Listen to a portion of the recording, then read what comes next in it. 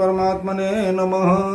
आज आप लोगों के समक्ष बालकांड का दोहा नंबर 355 से 357 तक प्रस्तुत किया जा रहा है।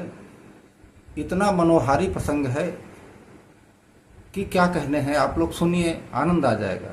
वीडियो पूरा देखिएगा, आनंद तभी मिलेगा, उसका फल भी तभी मिलेगा जब तक वीडियो पूरा देखेंगे आप। दीनदयाल बिरदु समभारे की हरहु नाथ मम संकट भारी अहो, हरहु नाथ मम संकट भारी।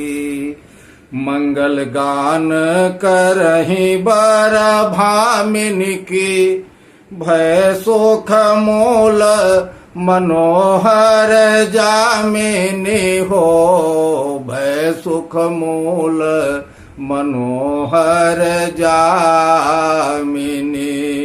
अचै पान सब काहो पाए, स्रक सुगंध भूषित छबि छाए अहो, स्रक सुगंध भूषित छबि छाए। राम ही देखी रजाय सो पाए, कि निज निज भवन चले सिरुनाई हो, निज निज भवन चले सिरुनाई। प्रेम प्रमोद विनोदो बढ़ाए, कि समो समाजो मनोहर ताई हो, समो समाजो मनोहर ताई। कही न सकहि सत सारद से सो, वेद बिरंची महेश गणेशो हो, वेद बिरंची महेश गणेशो। सो मैं कहूँ कवन बेधे बरने की, भूमि नाग धरई की धरनीय हो, भूमि नाग सिर धरई की धरनी। निप सब भांति सब ही सन माने, कि कही मृदु बचन बोलाई रानी हो, कही मृदु बचन बोलाई रानी। बधू लड़किनी पर घर आए, कि राख्यो नयन पलक के नाई हो, राख्यो नयन पलक की नाई।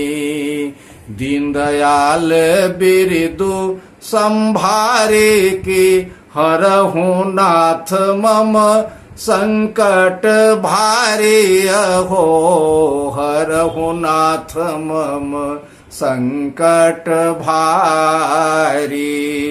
लरिका श्रमित उनीद बस के, शयन करावहु जाई हो, शयन करावहु जाई। अस कहि गे विश्राम गृह के, राम चरण चितुलाई हो, राम चरण चितलाई। दीनदयाल बिरदु संभारे, की हरहु नाथ मम संकट भारी अहो, हरहु नाथ मम संकट भारी। भूप बचन सोनि सहज सुहाए, कि जरित कनक मणि पलंग डसाए अहो, जरित कनक मणि पलंग डसाए। सुभग सुरभि पाय फेन समाना, कि कोमल कलित सुपेतिय नाना हो, कोमल कलित सुपेति नाना। उपबरहन बर बरने न जाहि, श्रक सुगंध मणि मंदिर माही हो, श्रक सुगंध मणि मंदिर माही।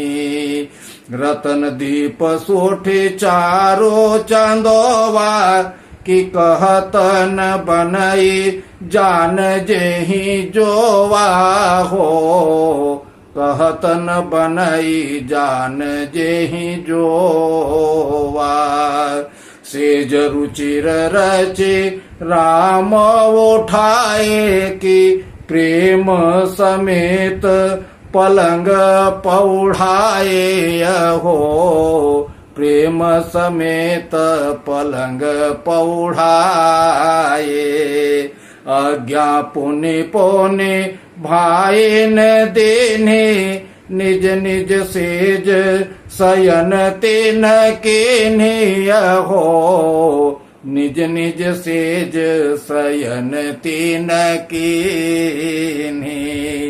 देखी श्याम मृदु मंजोल गाता, कि कहीं सप्रेम बचन सब माता हो, कहीं सप्रेम बचन सब माता।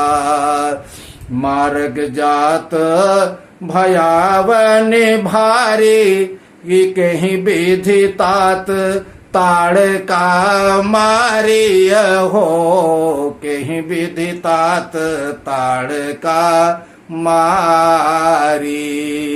दीनदयाल बिरदु संभारे, कि हरहु नाथ मम संकट भारी हो, हरहु नाथ मम संकट भारी।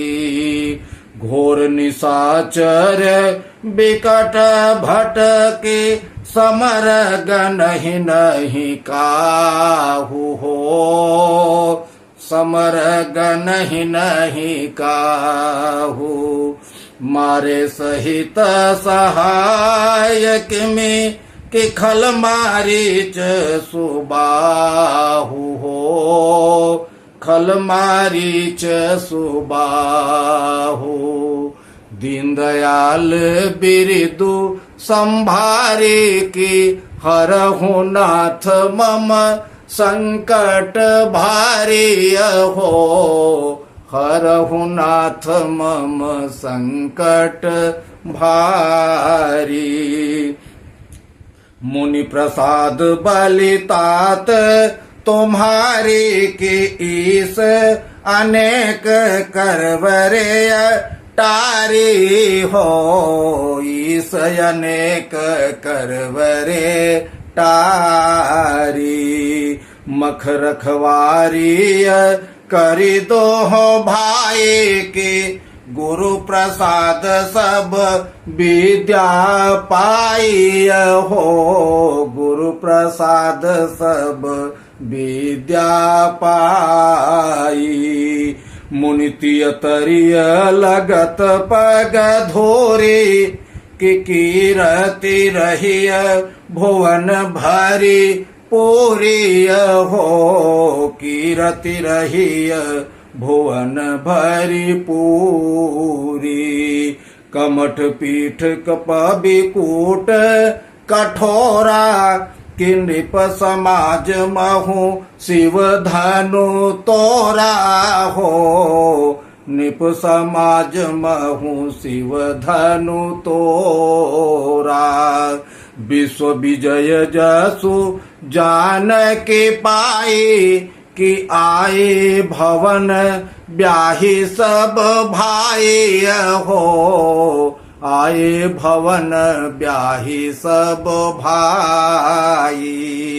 सकल मानुष कर्म तुम्हारे, कि केवल कौशिक कृपा सुधारे हो, केवल कौशिक कृपा सुधारे। आज सुफल जग जन्मो हमारा, कि देखी तात विधु बदन तुम्हारा हो, देखी तात विधु बदन तुम्हारा। जे दिन गई तुम ही बिनु देखे, कि ते बिरंच जनि पार ही लेखे हो, ते बिरंच जनि पार ही लेखे।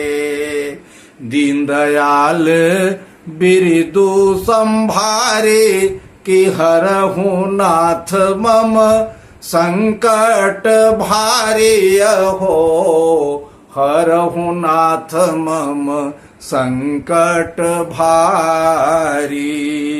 राम प्रतोषिय मातो सबके, कहि विनीत बर बैन हो, कहि विनीत बर बैन।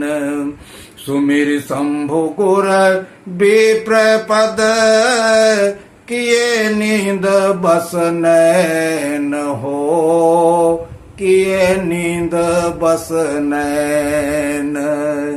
दीनदयाल बिरदु संभारे, कि हरहु नाथ मम संकट भारी हो, हरहु नाथ मम संकट भारी।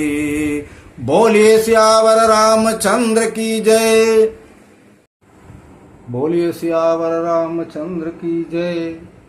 सभी भक्तों को मेरा नमन स्वीकार हो। इसके पिछले भाग में हमने आप लोगों को सुनाया था कि सभी लोग, राजा और सभी रानियां भोजन वोजन करते करते उनको जो है 5 घड़ी रात बीत गई थी और काफी रात हो गई थी। तो जो अगल बगल की जो और स्त्रियां आई थी, सुंदर सुंदर स्त्रियां थी,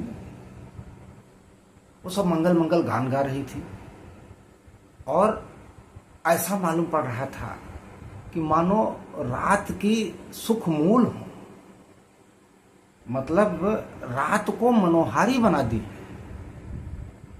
सुंदर सुंदर गान गा रही हैं, गीत गा रही हैं और फूल मालाओं और द्रव्य से सुशोभित हो रही हैं। इतना अच्छा लग रहा है, इतना अच्छा लग रहा है कि क्या कहने। तो वो सब प्रभु श्री राम के चरणों में अपना सिर नवा के आशीर्वाद लेके आज्ञा पाके सब अपने अपने घर को चली गई। वो दृश्य ऐसा था, ऐसा लग रहा था कि आप ये समझिए कि सैकड़ों सरस्वती, महादेव, ब्रह्मा जी, गणेश जी, शेष जी भी इसकी गणना, इसकी बखान नहीं कर सकते जो उस समय उपलब्ध था। गोस्वामी जी कहते हैं कि जब इतने बड़े बड़े देवता लोग नहीं कर पाए तो हमारी क्या औकात है, हम किस तरह से बखान करें। भला बताइए, कभी कछुआ भी धरती को सिर पे उठा सकता है? गोस्वामी जी कह रहे हैं तो मेरे बस का नहीं है बखान करना। इसके बाद राजा आए और सभी अपने रानियों को बुलाया, बहुओं को बुलाया। रानियों को बुला के कहा कि आप लोग एक काम कीजिए, ये जो बहुएं आई हैं ये बच्ची हैं अभी, और छोटी छोटी बच्ची हैं, पराए घर में आई हैं।